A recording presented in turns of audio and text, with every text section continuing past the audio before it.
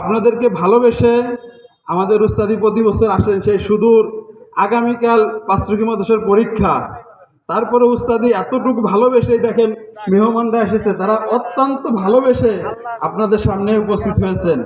ইনশাআল্লাহ মূল্যবান বক্তব্য রাখবেন, আপনারা শুনবেন। তার আগে আমাদের সামনে উপস্থিত আছেন, আমরা 5 মিনিট আমাদের আব্দুল সালাম সাহেব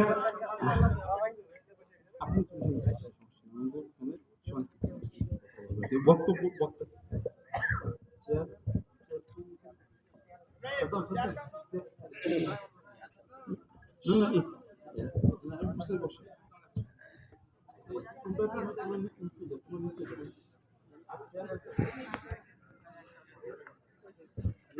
তো আসলে আমাদের মাহফিল ইতিপূর্বে কিছু হয় না, আমাদের মাহফিল কর্তৃপক্ষ থেকে কোনো চাপ নেই।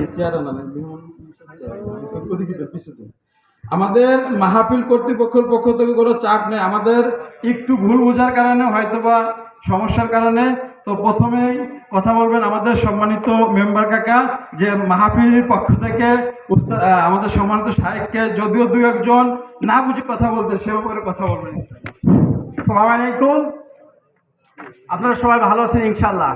আমাদের ঐতিহ্যবাহী উদয়পুর উত্তরকান্দি গোলারগাড়ি আস্তাই সালাফিয়া মাদ্রাসার দীর্ঘ মনে হয় 25 বা 26 বছর অতিবাহিত হয়েছে।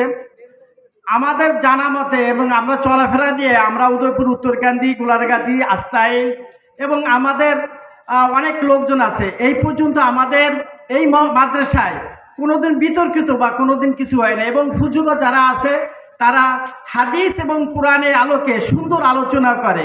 এবং কোনোদিন আমার মনে হয় আমি আজ প্রায় 20 বছর ধরে এই ওয়াজের সাথে সংশ্লিষ্ট আছি, কোনো রাজনৈতিক বা কোনো কিছু হয় না। এবং যারা অশুনতে আছে তাদের ভিতরেও কোনোদিন মানে কোনো ব্যথাও হয়ে যায় না। জায়গা আমাদের কমিটির তরফ থেকে সামান্য একটু বিশৃঙ্খলা হতে চেষ্টা করছিল, এটা শুধুমাত্র ভুল বোঝাবুঝির কারণে।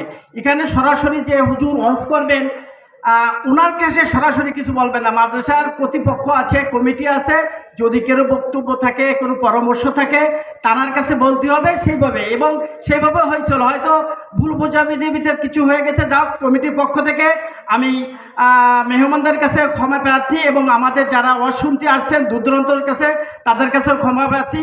আমরা হাদিস এবং কোরআনের আলোকে সুন্দর একটু আলোচনা করব। আর এই ভুল বোঝাবুঝি অবসানের জন্য হুজুরের বক্তব্য প্রায় শেষের পথে হয়ে গেছিল, তারপরেও অনেকজনের মনে কষ্ট থাকতে পারে, এই জন্য হুজুরির স্বাভাবিকভাবে বক্তব্যটা আমরা শেষ করার জন্য অনুরোধ করছি। সবাই ভালো থাকেন, আসসালামু আলাইকুম। আসসালামু আলাইকুম রহমতুল্লাহ, জাযাকাল্লাহ খায়ের আমাদের সম্মানিত মেম্বার কাকাকে। তো এ পর্যায়ে আমাদের শেখ আব্দুল সালাম বিন আনোয়ার সাহেব, তিনি অনুভূতি এবং উপসংহার তথা উপসংহারটা টেনে দিবেন ইনশাআল্লাহ। শাহেখকে বিশেষভাবে অনুরোধ করছি, ফালিয়াতাফাদ্দাল মাশকুর। আসসালামু আলাইকুম রহমতুল্লাহ। আলহামদুলিল্লাহ ওয়াসসালাতু ওয়াসসালামু আলা মান লা নাবিয়্যা বা'দা। সমস্ত প্রশংসা আল্লাহ তাআলার জন্য। আজকের আমাদের এই দ্বীনি মাহফিলে উপস্থিত আছেন ফাজিলাতুল শায়েখ উস্তাদুল মুকাররম শায়েখ মাসুদুল আলম উমরি, প্রিন্সিপাল নারায়ণগঞ্জ মাদ্রাসার নাম কি জানো, পাঁচরুকি দারুল হাদিস সালাফিয়া মাদ্রাসা। উপস্থিত আছেন আমার শ্রদ্ধেয় বড় ভাই প্রিন্সিপাল এস.এম. মিজানুর রহমান। তো যাই হোক, বক্তব্য দিচ্ছিলাম, আমি উদয়পুর আস্তাইল অনেকবার, এখানে মনে হয় প্রতি বছরই গোলারঘাটে, এখানে প্রতি বছরই ওই সাইডে আছে, আমাকে সবাই ভালোবাসে আলহামদুলিল্লাহ। শুধু উদয়পুর আস্তাইল না, মোল্লাহাট, রাজপাড়, শারুলিয়া, গাওলা, চরকান্দি, নগরকান্দি, গাড়ফা, প্রতি বছর ইনশাআল্লাহ সবাই খুব ভালোবাসে আলহামদুলিল্লাহ, আল্লাহর কাছে হাজার শুকরিয়া। তো আমি কাউকে ভয় করে বক্তব্য দিই না। আর আপনারা জানেন যে আমি কিছু জানি না, আমার অত জ্ঞান নাই, আমি লেখাপড়া বেশি জানি না। আমি যেরূপ বলি হাদিসের অনুবাদ করি, কোরআনের অনুবাদ করি। তবে এ কথা মানতে হবে যে এই দেশে একদিন আমরা কথা বলতে পারি নাই। দেখেন না যে বক্তব্যর মাঠে স্টেডিয়ামে হুজুরের উপরে দাও নিয়ে আসছে কোপাতে, এরকম দিন গেছে। সেরকম দিন এখন আর নাই। প্রতি উত্তর দেওয়া হবে, প্রতিবাদ করা হবে। আমরা বক্তব্য দিতে ভয় পাই না। এক সময় এমন ছিল, অজু না করে বাপের নাম নেওয়া যায়নি, আব্বার নাম নিয়ে কথা বলতে হয়েছে যেখানে বক্তব্য দিয়েছেন। এই দেশে শিরিক, সব থেকে বড় শিরিক এই দেশে প্রতিষ্ঠা করেছে এই স্বৈরাচার সরকার শেখ হাসিনা। এ কথা আমরা বলতে ভয় করি না।